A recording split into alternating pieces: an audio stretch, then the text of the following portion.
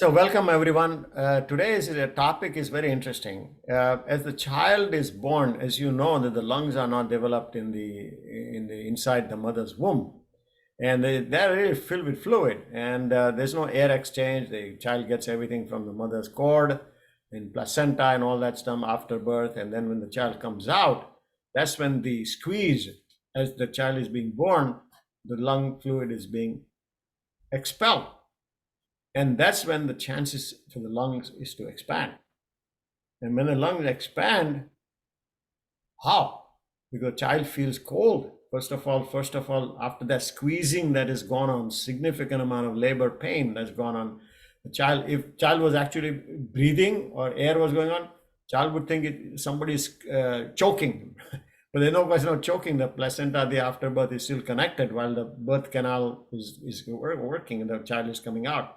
Then the cord is clamped. Once the cord is clamped, there's no oxygen coming in.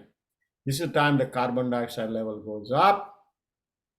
The child is put upside down. Why? Because that air, that fluid of the lungs should come out.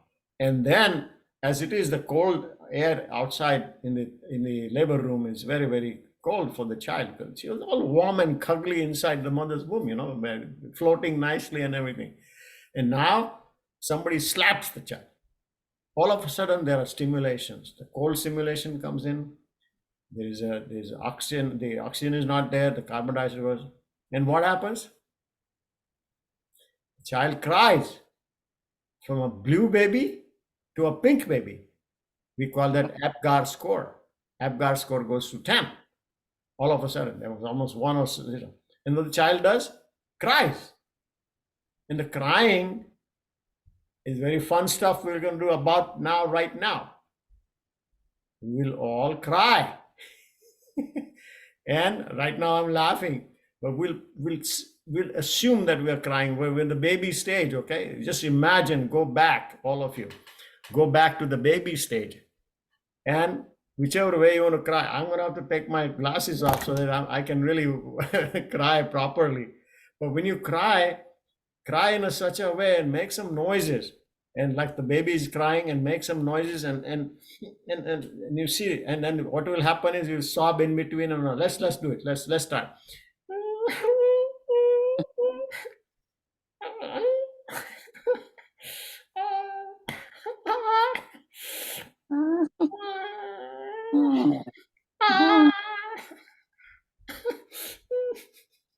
Imagine something going on in your life emotionally.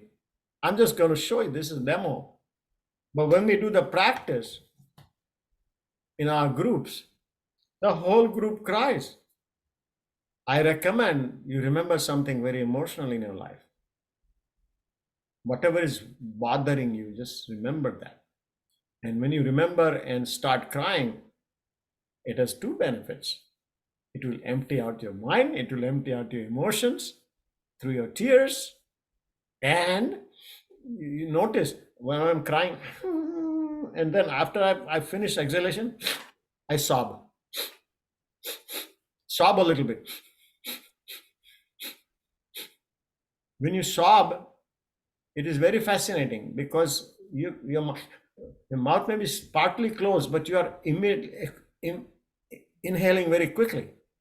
You're getting a quick blast of air, and you're filling up the lungs. Muscles work very well, and this displaces the carbon dioxide easily. It's like a breath exercise. So crying, just like laughing, we have laughter club. I think I'm going to establish a crier club.